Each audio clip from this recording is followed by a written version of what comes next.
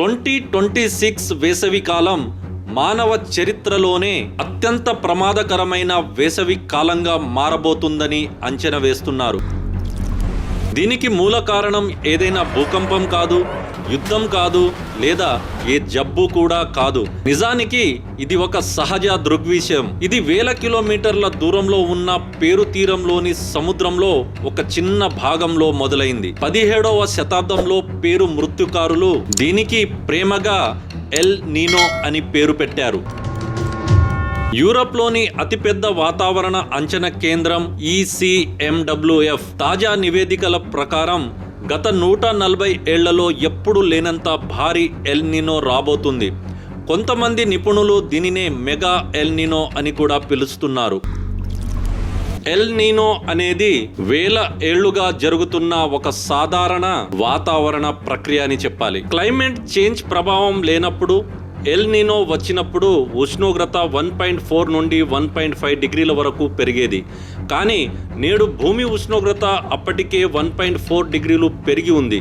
ఇప్పుడు ఎల్ నీనో వచ్చి దీనికి మరో 1.5 డిగ్రీలను జోడిస్తుంది. ఫలితంగా మొత్తం ఉష్ణోగ్రత 2.9 డిగ్రీలకు చేరుతుంది. ఇంత భారీ ఉష్ణోగ్రత వ్యత్యాసాన్ని మానవ చరిత్రలో ఎప్పుడూ చూడలేదు. ఊహించుకోండి, మీరు అప్పటికే 40 డిగ్రీల వేడి ఉన్న గదిలో కూర్చున్నారు. అప్పుడు ఎవరైనా వచ్చి గదిలో హీటర్ ఆన్ చేస్తే ఎలా ఉంటుందో, సరిగ్గా ఇప్పుడు క్లైమేట్ చేంజ్ మరియు సూపర్ ఎల్ నీనోల కలయిక అలాగే ఉంటుంది.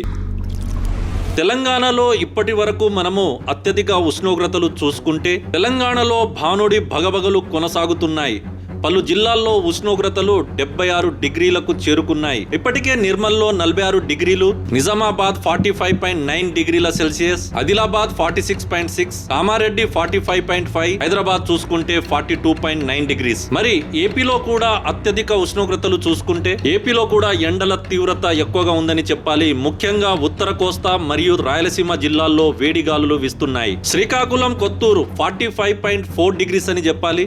కడప 45.1 సెల్సియస్, పార్వతీపురం 45.1, నంద్యాల చూసుకుంటే 44.9 డిగ్రీస్ సెల్సియస్ అని చెప్పాలి. ఇప్పటికే మన తెలుగు రాష్ట్రాల్లో 45 డిగ్రీలు దాటిందని చెప్పాలి. అలాగే ఢిల్లీ, యూపీ, రాజస్థాన్ లో 42 నుండి 43 డిగ్రీలు, నాగ్పూర్, భోపాల్, భువనేశ్వర్ వంటి నగరాల్లో 45 డిగ్రీల వరకు చేరుకుంది.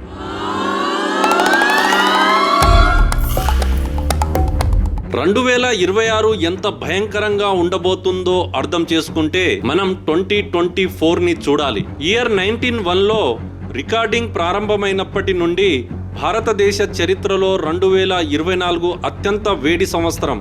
ఆ ఏడాది రాజస్థాన్లోని చూరులో 50.5 డిగ్రీల సెల్సియస్, గంగానగర్లో 49.4, ఢిల్లీ NCRలో 49.1 డిగ్రీల ఉష్ణోగ్రతలు నమోదయ్యాయి. తెలంగాణలో 2024 గరిష్ట ఉష్ణోగ్రతలు మనం చూస్తే మే 30 నాటికి మంచిర్యాల 47.2 డిగ్రీలు అని చెప్పాలి. అలాగే ఆంధ్రప్రదేశ్లో చూస్తే నంద్యాల 47.7 డిగ్రీస్ అని చెప్పాలి. ఈ విధంగా 2024లో ఉష్ణోగ్రతలు నమోదయ్యాయని చెప్పాలి. ఒక్క 2024 మే నెలలోనే ఉష్ణగాలులు రోజులో 125% పెరిగాయి.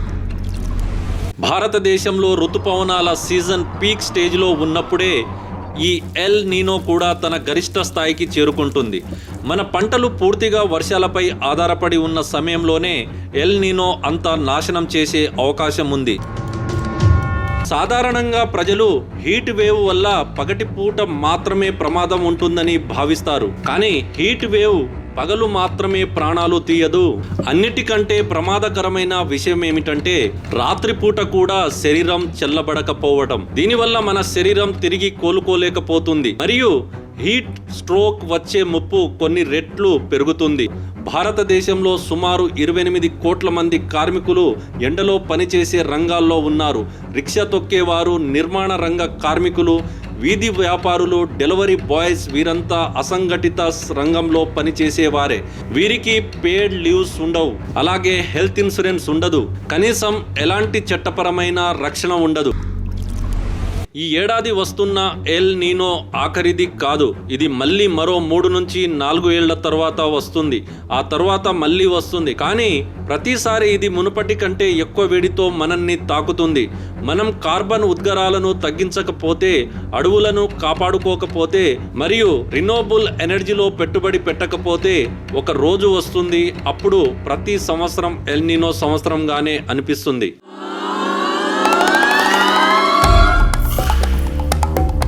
మీరేమంటారు? మీ యొక్క అభిప్రాయాన్ని కూడా కామెంట్లో తెలియజేయండి. ఇప్పటి వరకు మన ఛానల్ని సబ్స్క్రైబ్ చేసుకోకుంటే మన ఛానల్ని ఇప్పుడే సబ్స్క్రైబ్ చేసుకోండి. మరి ఈ వీడియోకి సంబంధించి ఒక లాంగ్ వీడియో చేయడం జరిగింది. మరి ఆ వీడియో మన యూట్యూబ్ ఛానల్కి వెళ్ళి చూడొచ్చు. అదేవిధంగా మీకు లింక్ కూడా కింద డిస్క్రిప్షన్లో ఇవ్వడం జరిగింది. మరిన్ని ఇలాంటి వీడియోస్ మీ ముందుకు రెగ్యులర్గా వస్తూనే ఉంటాయి. సో మిస్ అవ్వకుండా ఉండాలంటే మన ఛానల్ని ఫాలో చేసి సపోర్ట్ చేయండి. Thank you so much.